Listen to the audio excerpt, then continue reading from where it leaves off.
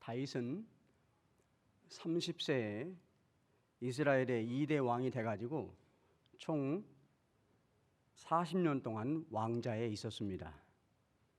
처음에 7년 6개월 동안은 이스라엘은 12지파가 있지만 단 하나의 지파, 유다 지파의 왕으로 통치를 했고, 나머지 33년 동안은 전체 12지파의 왕으로 나라를 다스렸습니다.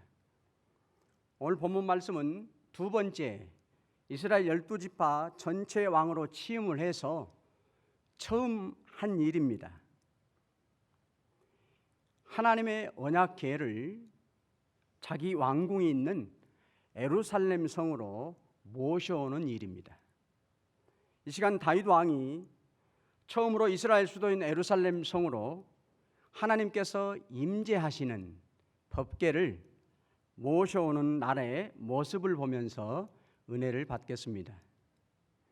본문 말씀 11절에 보면 다윗은 원래 3개월 전에 처음 하나님의 법궤를 다윗성으로 모셔오려고 했었습니다.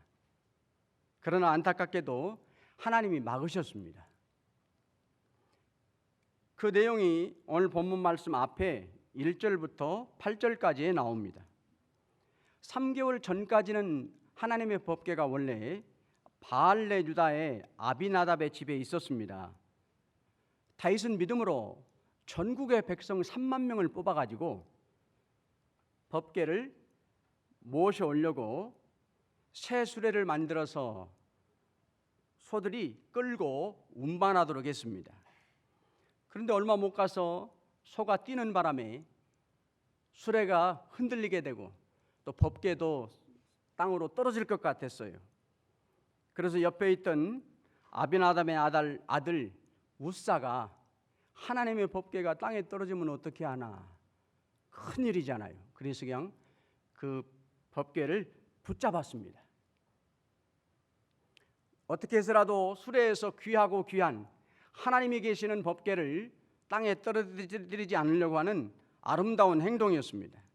그러나 하나님은 그런 우사에게 그 자리에서 크게 진노하셔서 죽게 하셨습니다.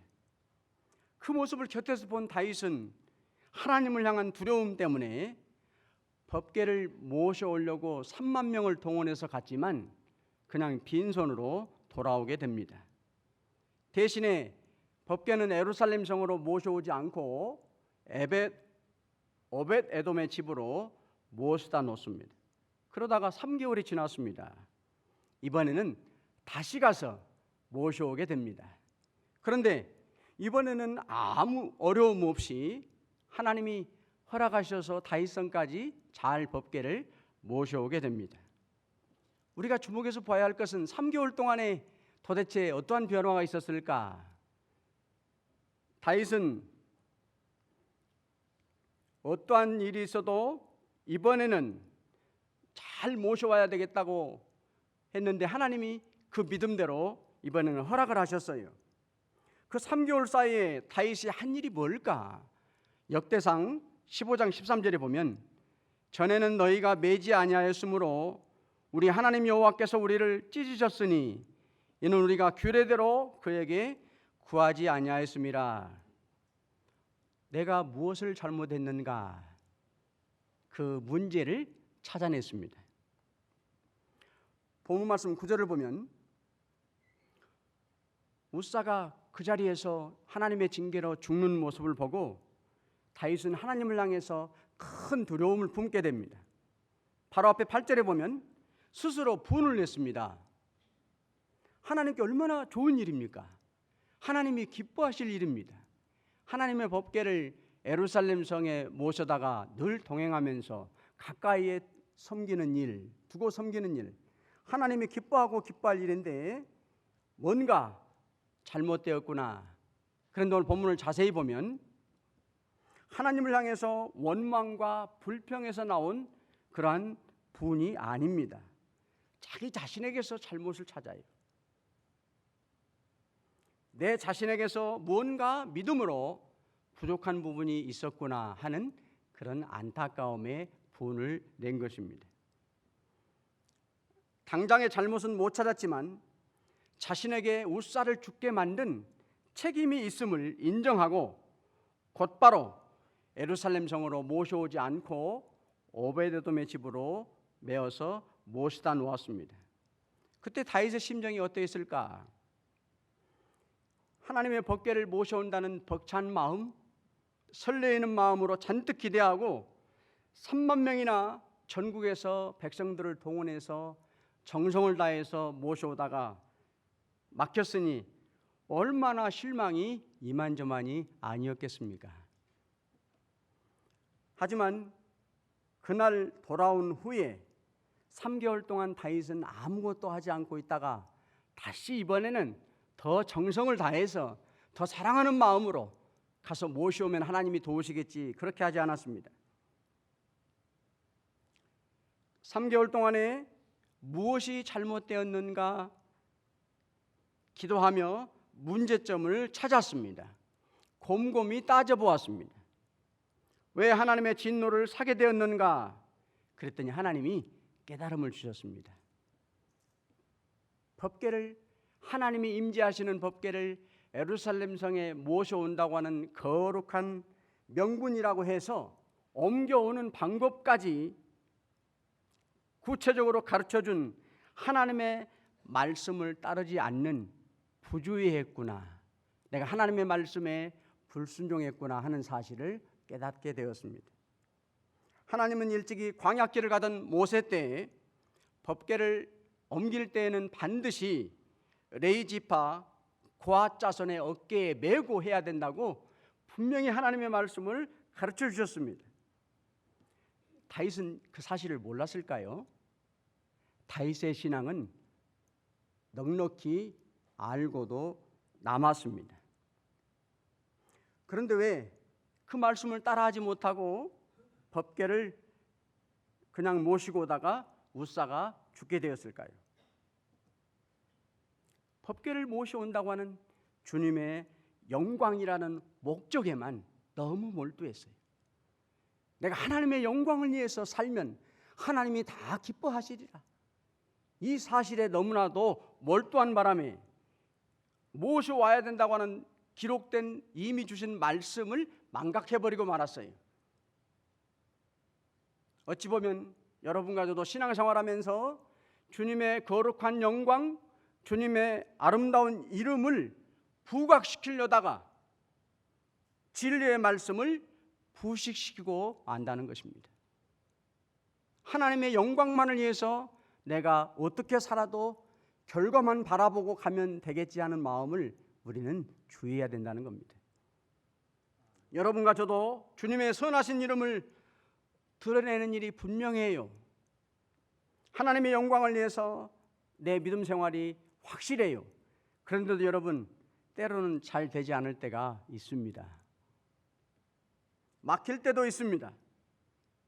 내 신앙생활이 하나님께서 확실히 기뻐하시는 것이 분명한데도 불구하고 어쩐지 무슨 일인지 내 믿음이 앞으로 나아가고 진보하고 자라나지를 못할 수가 있어요.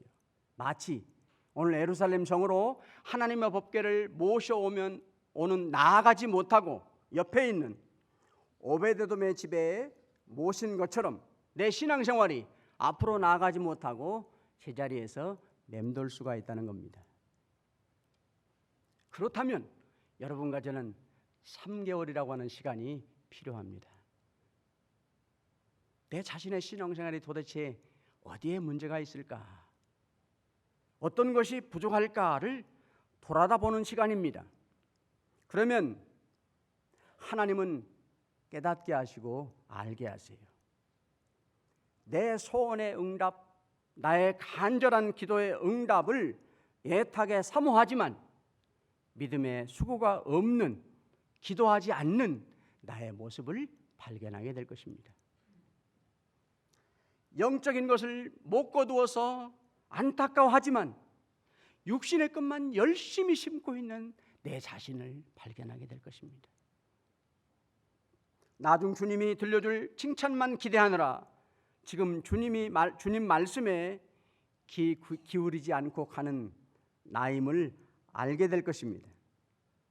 오늘날 많은 성도들이 믿음이 자라나지 않고 은혜가 안 될 때가 있습니다. 문제가 어디에 있을까? 오랫동안 찾아도 해답을 찾지 못해요. 왜 그럴까요? 밖에서만 찾기 때문입니다. 영적 시선을 내 안에 돌려볼 때 하나님은 내 믿음이 왜 자라나지 않고 나는 왜 은혜 가운데 살지 못할까? 하나님은 알려주신다는 거예요. 다윗은 3개월 동안에 잘못되었던 부분을 깨닫고 알아내었기 때문에 이번에는 고앗 자손의 어깨에 메고 돌아오게 됩니다. 그랬더니 분을 내었던 마음이 변해서 흥겨움으로 충으로 바뀌게 됩니다. 두려웠던 마음이 감사로 달라지게 됩니다. 계속해서 본문 말씀 13절을 보면 법궤를 모셔오는 다윗의 모습이 특이하게 나옵니다. 언약궤를 맨 사람들이 오베데돔에 3개월 만에 가서 다시 오베데돔의 집에서 모시고 나올 때 6발자국을 뗀 다음에 소를 잡아서 제사를 드립니다. 오늘 본문 17절에 보면 다윗성에 도착해서도 예비한 장막에 모신 후에 번제와 화목제사를 또 드립니다. 2번에 걸쳐 드린 제사에는 각각 뜻이 있습니다. 오늘 본문과 똑같은 내용이 나오는 역대상 15장에 보면 이렇게 처음 특별하게 제사를 드린 내용을 이렇게 기록하고 있습니다. 하나님이 언약궤를 맨 레위 사람을 도우셨으므로 우리가 송아지 7과 수양 7으로 제사를 드렸다. 오베데돔의 집에서 다시금 3개월 후에 언약궤를 모시고 나온 다음에 6발짝을 떼고 하나님 앞에 제사를 드렸어요. 왜 드렸다고 말씀하십니까? 이번에는 막지 아니하시고 도우셨구나. 하나님 앞에 감사의 제사를 드린 것입니다. 엄밀하게 말하면 2가지를 담고 있습니다. 감사와 인도하심을 바라는 소원입니다. 3개월 동안에 하나님 그냥 무작정 더 큰 믿음으로 하나님의 영광만을 위해서 내가 다시금 정성을 다해서 법궤를 모셔오면 하나님께서 이번에는 막지 아니하실 것이다 그렇게 나아가지 않게 하시고 뭐가 잘못되었는가? 목적뿐만이 아니라 가는 길도 방향도 과정도 철저한 하나님의 말씀에 따라 가도록 고앗 자손의 어깨에 메고 가라고 하는 사실을 깨닫게 하신 하나님 감사합니다. 그 감사의 제사를 드렸어요. 또 하나는 소원을 담은 제사입니다. 6걸음을 잘 뛰었습니다마는 앞으로 하나님의 법궤가 계실 예루살렘 성까지 가려면 많은 시간이 필요합니다. 가는 길도 하나님이 인도해 주셔야 됩니다.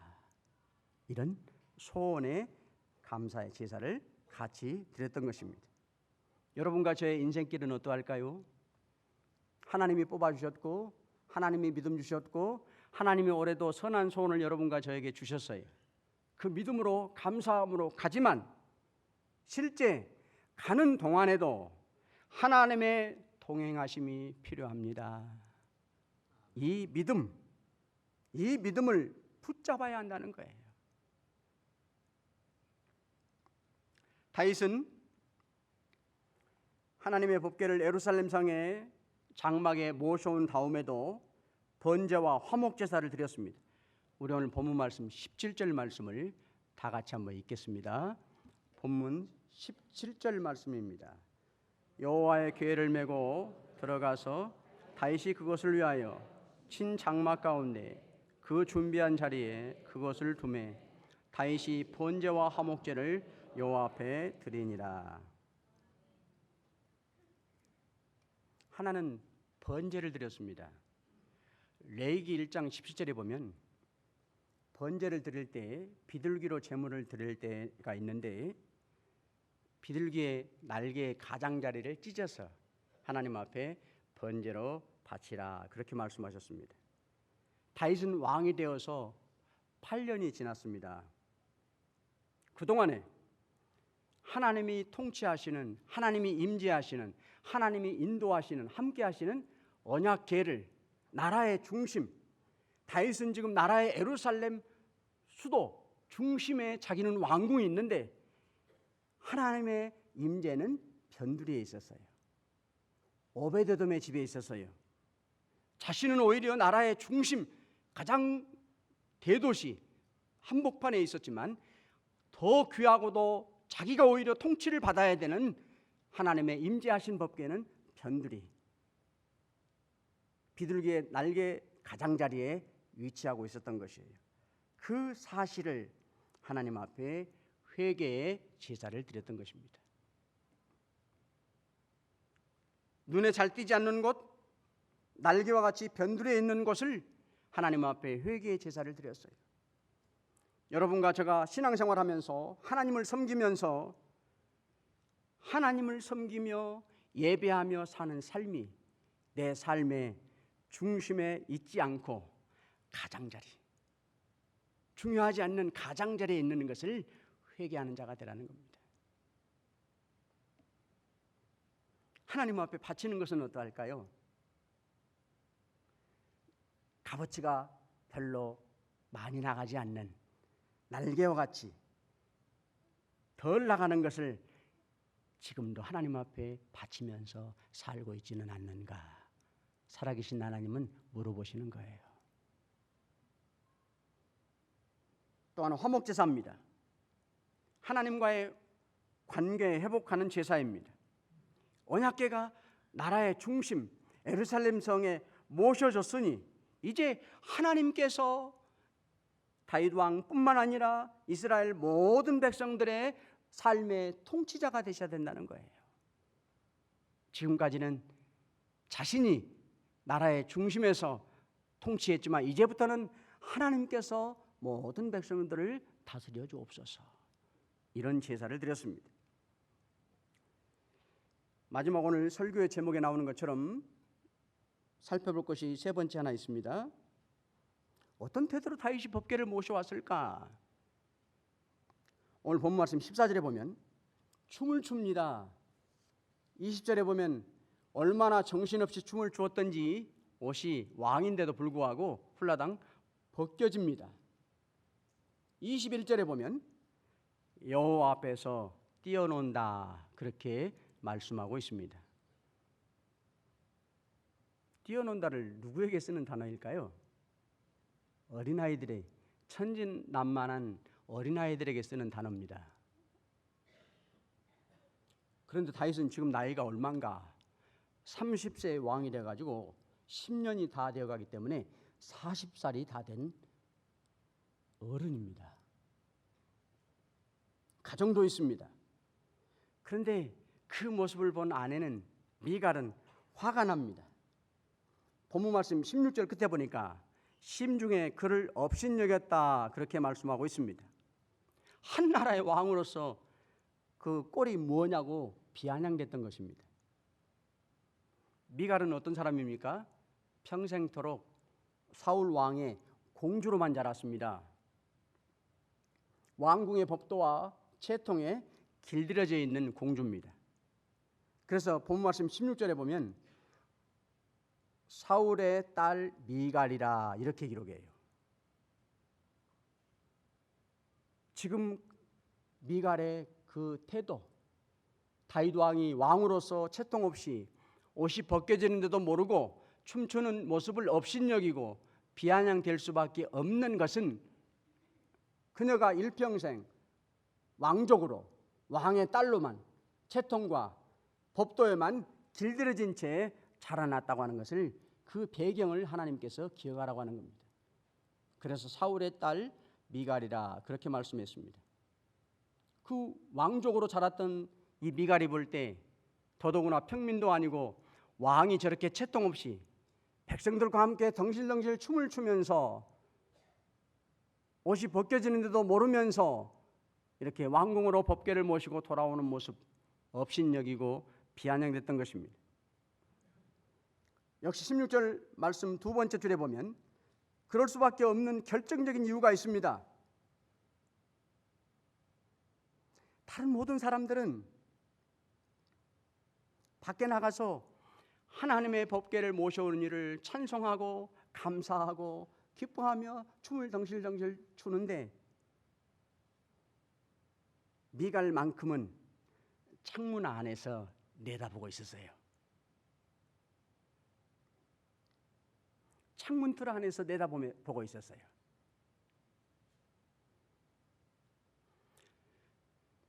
내 신앙의 배경, 믿음의 사고의 창문 틀 안에서만 다른 성도들의 신앙의 삶을 바라다 보면 편견으로 나아가기가 쉽다는 것입니다.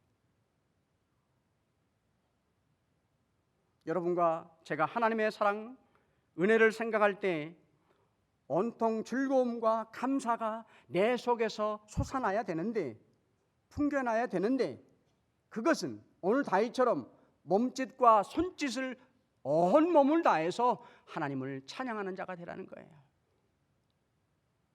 여러분, 하나님 앞에 여러분과 저는 어떤 존재입니까? 내가 어떠한 내 체면, 사회적인 지위, 내 연륜, 하나님 앞에 어떤 존재입니까?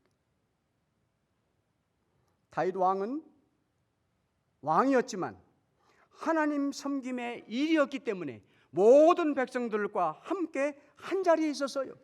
똑같이 춤을 추었어요. 똑같은 모습, 똑같은 자리에 왕의 신분이지만 하나님을 섬기는 일이었기 때문에 그러는 거예요. 하나님을 예배하는 일, 하나님을 찬양하는 일, 하나님 앞에 봉사하는 일, 그 일이었기 때문에 다윗은 모든 백성들과 똑같은 모습으로 똑같은 자리에 함께 했다고 하는 것입니다. 미갈은 창문 틀 안에 있었기 때문에 백성들은 다가갈 수가 없었어요. 여러분과 저 앞에 창문이 굳게 닫혀 있지는 않습니까? 마음의 창문을 활짝 여십시오. 그래서 누구나 다가올 수 있어야 합니다. 심령의 창문도 활짝 열어보십시오. 성령의 단비가 예배 시간마다 말씀을 통해서 적셔오게 되는 거예요. 다윗은 말합니다. 여호와 앞에서 뛰놀리라. 만왕의 왕이신 하나님 앞이기 때문에 뛰며 춤추는 것이 당연하다고 하는 뜻입니다. 더 나아가 본문 말씀 22절에 보면 하나님 앞에서는 지금 이 모습보다도 더 낮아질 수 있다, 더 천해질 수 있다, 그렇게 말해요. 왜냐하면 그러면 그럴수록 창문틀 안에서 자기 배경과 자기 판단으로 비아냥됐던 미갈의 생각과는 달리 하나님은 오히려 자신을 더 높여주시리라.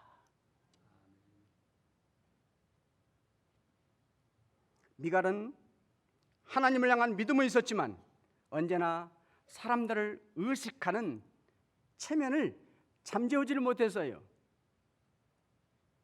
경직된 자신의 경건의 모습을 벗어나지를 못했습니다. 여러분과 저도 하나님을 높이는 일을 할 수 있는 대로 낮아지면 낮아질수록, 천해지면 천해질수록 하나님께서 지금 것보다 더 진실한 하나님 앞에 예배와 찬양이 드려지게 됩니다.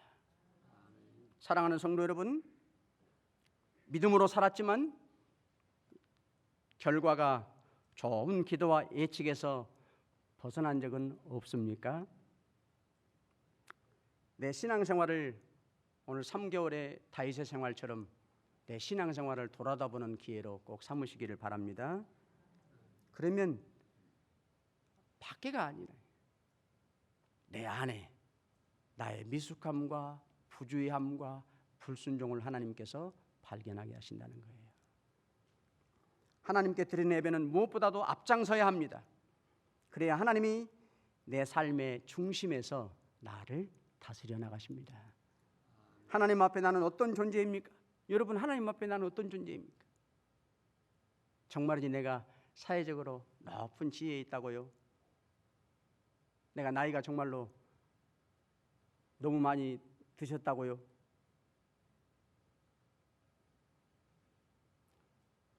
나를 낮춰도 하나님이시기 때문에, 전능하신 하나님, 만왕의 왕이신 하나님, 만물의 소유주 통치자이신 하나님 앞에 나를 낮춰도 내가 천해져도 더 천해져도 아직도 먼 인생들입니다. 아직도 멀었습니다.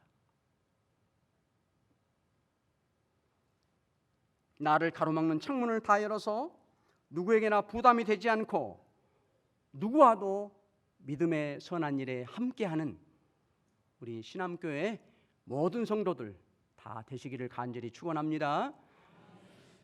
기도하겠습니다. 거룩하신 하나님, 티끌 같은